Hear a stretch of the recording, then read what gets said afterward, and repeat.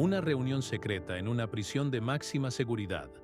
Es 1989.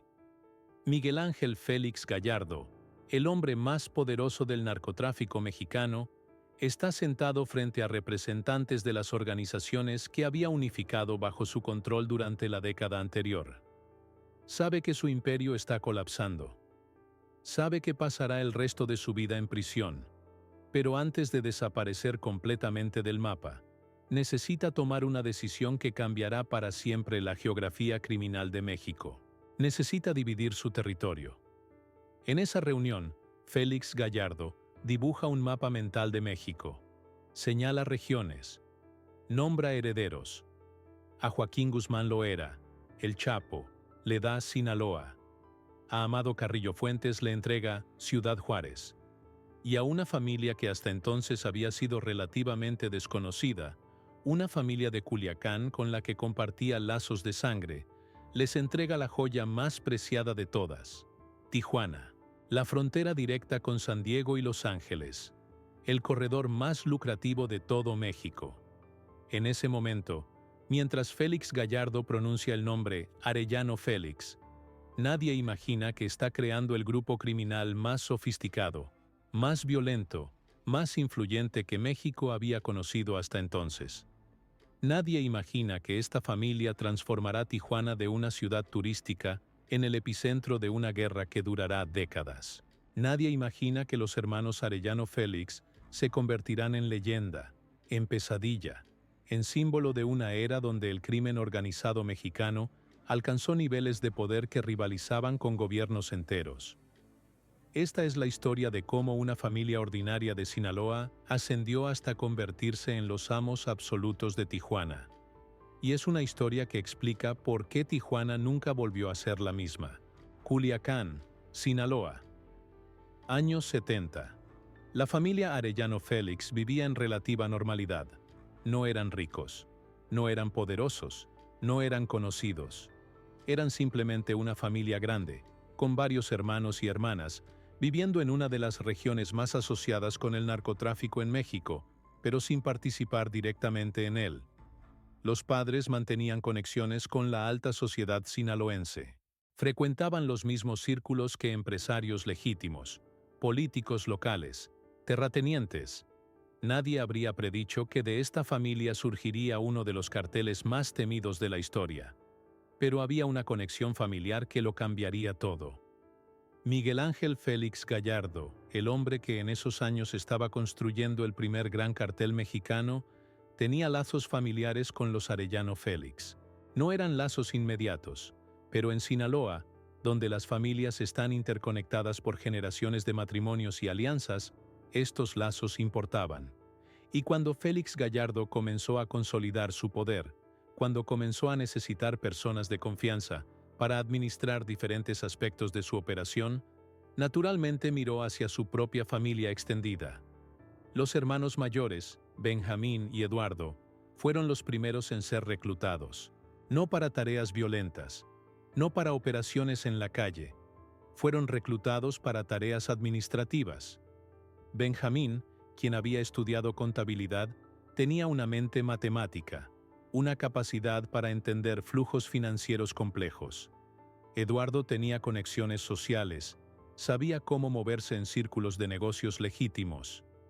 Félix Gallardo los colocó en posiciones donde podían supervisar el lavado de dinero, donde podían administrar propiedades, donde podían crear la infraestructura legal que protegía las operaciones ilegales.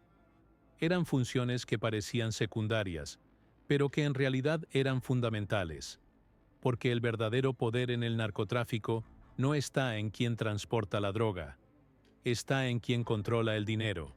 Y Benjamín Arellano Félix, con su mente brillante para las finanzas, estaba aprendiendo exactamente cómo se construía un imperio criminal desde los cimientos económicos. Ramón, el hermano menor, entró al negocio de manera diferente.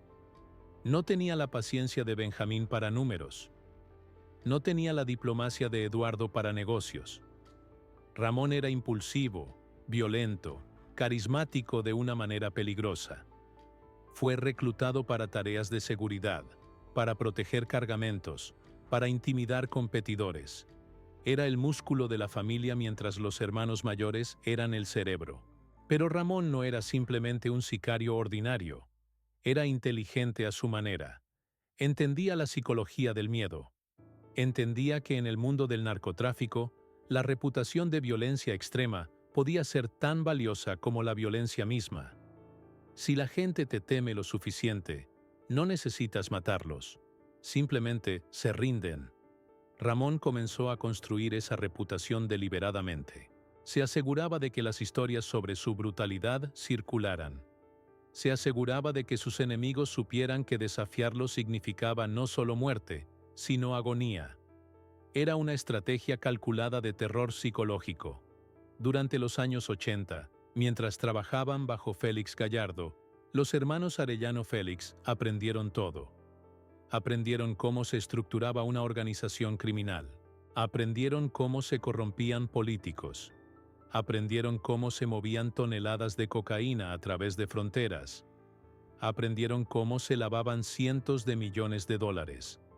Estaban siendo entrenados, sin saberlo completamente, para eventualmente liderar su propia organización. Entonces llegó 1989. Miguel Ángel Félix Gallardo fue capturado. El imperio que había construido durante una década entera colapsó instantáneamente. Pero Félix Gallardo, incluso desde prisión, tenía suficiente poder para tomar una decisión final. Llamó a los líderes de las diferentes facciones que había unificado y dividió México. No fue una división aleatoria, fue calculada. Cada grupo recibió el territorio que mejor podía controlar, las rutas que mejor conocía, y a los hermanos Arellano Félix les entregó Tijuana. En ese momento, esa decisión pareció lógica. Los Arellano Félix tenían experiencia administrativa, tenían conexiones, tenían la confianza de Félix Gallardo. Pero lo que nadie anticipó completamente fue lo que Tijuana representaba estratégicamente. No era simplemente otra ciudad fronteriza. Era la frontera más transitada del mundo. Más de 100 millones de cruces anuales entre México y Estados Unidos. Era turismo masivo. Era comercio legítimo de miles de millones de dólares. Era la puerta directa a California, el estado más rico de Estados Unidos, con ciudades como San Diego y Los Ángeles, donde la demanda de cocaína era insaciable. Controlar Tijuana significaba controlar potencialmente el flujo de drogas más lucrativo de todo el hemisferio occidental. Los hermanos Arellano Félix no desperdiciaron la oportunidad. Llegaron a Tijuana no como invasores, sino como empresarios. Compraron propiedades legítimas. Invirtieron en negocios. Abrieron clubes nocturnos, restaurantes, casas de cambio. Se integraron a la alta sociedad de Tijuana. Frecuentaban los mismos lugares que empresarios legítimos, que políticos locales, que figuras del entretenimiento. Y gradualmente, de manera casi invisible, comenzaron a controlar la ciudad. No solo controlaban el tráfico de drogas, controlaban la economía entera, porque cada negocio legítimo en Tijuana necesitaba protección. Cada empresario necesitaba permiso para operar sin problemas. Y los Arellano Félix proporcionaban esa protección, ese permiso, a cambio de lealtad y dinero. Era un sistema de control casi feudal.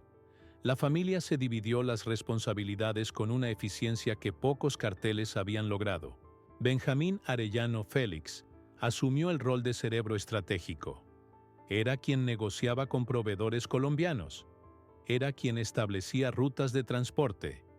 Era quien decidía cuánto cobrar por cada kilo que cruzaba la frontera. Su oficina operaba como si fuera una corporación multinacional, con contadores, abogados, analistas financieros. Eduardo manejaba las relaciones públicas y los contactos sociales. Era quien asistía a eventos de caridad, quien donaba dinero a causas benéficas, quien construía la imagen pública de la familia como benefactores de Tijuana. Ramón era el ejecutor. Era quien mantenía el orden mediante el miedo. Era quien eliminaba competidores, traidores, cualquiera que amenazara la operación. Pero había otro miembro de la familia cuyo rol fue fundamental y a menudo subestimado. Enedina Arellano Félix. En un mundo completamente dominado por hombres, Enedina asumió el control de las finanzas. Era quien supervisaba el lavado de dinero a través de negocios legítimos. Era quien mantenía los registros contables, quien aseguraba que cada dólar ganado ilegalmente fuera limpiado y reinvertido. Su presencia en una posición tan alta era extraordinariamente rara. Los carteles mexicanos eran notoriamente machistas. Las mujeres eran esposas, amantes, nunca líderes operacionales. Pero Enedina demostró ser tan capaz, tan brillante en finanzas, que incluso sus hermanos tuvieron que reconocer su valor. Y su género le daba una ventaja. Las autoridades la subestimaban constantemente. Mientras investigadores se enfocaban en los hermanos varones, Enedina operaba casi invisible, moviendo fortunas a través de cuentas bancarias internacionales. Para mediados de los años 90, el Cartel de Tijuana, como había llegado a ser conocido, era una de las organizaciones criminales más poderosas de América Latina. Movían toneladas de cocaína mensualmente. Generaban miles de millones de dólares anuales. Habían corrompido completamente la estructura política de Tijuana. El jefe de policía municipal trabajaba para ellos. Los comandantes de la policía estatal recibían sobornos mensuales. Incluso figuras del gobierno federal tenían conexiones con la familia. Pero el poder absoluto generaba enemigos absolutos. Y el enemigo más peligroso de los Arellano Félix era Joaquín El Chapo Guzmán, quien controlaba Sinaloa. La rivalidad entre ambos grupos no era simplemente territorial, era personal, era visceral.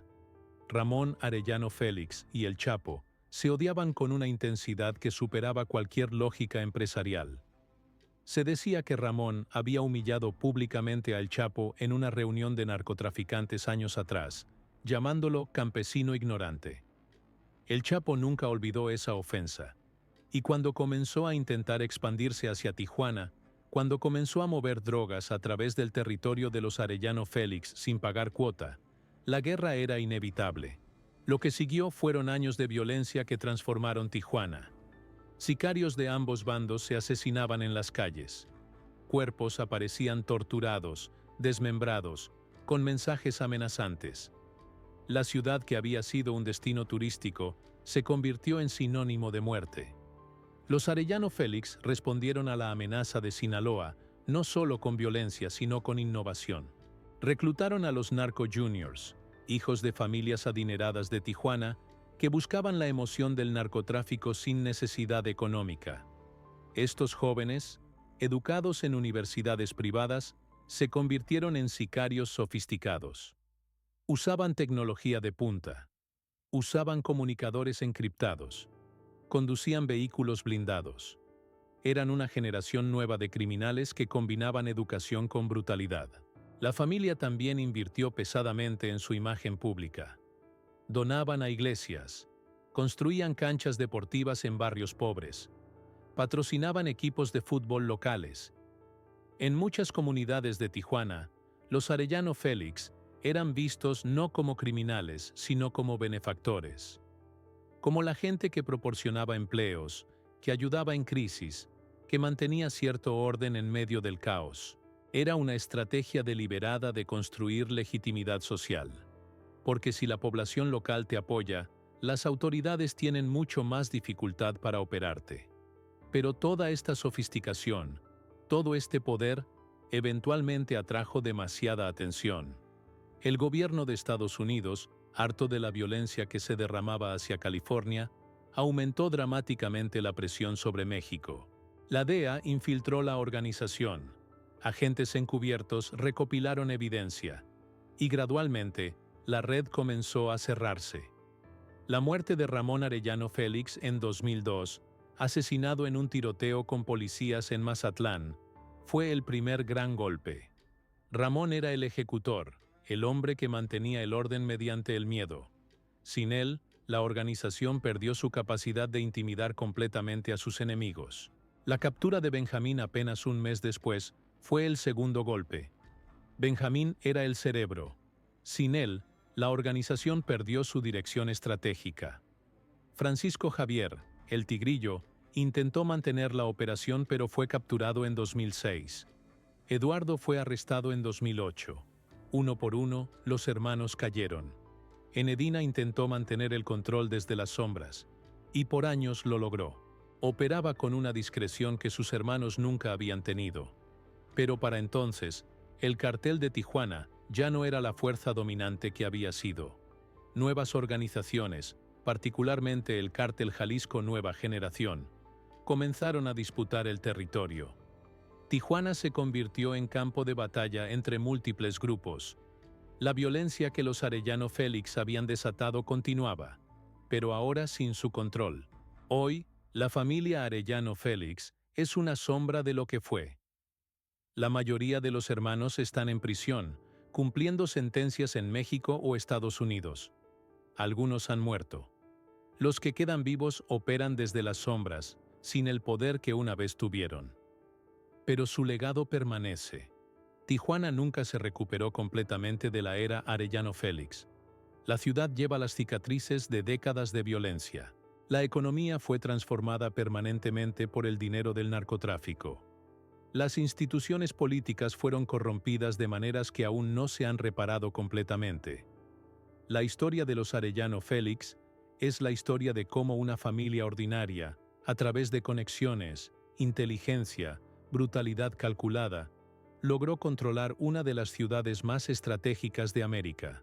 Es la historia de cómo el narcotráfico mexicano evolucionó de operaciones desorganizadas a corporaciones criminales sofisticadas. Es la historia de cómo Tijuana se transformó de destino turístico en epicentro de guerra.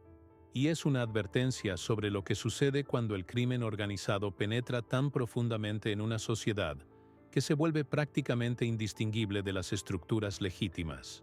Porque los Arellano Félix no solo traficaban drogas, controlaban la economía, controlaban la política, controlaban la vida social entera de Tijuana.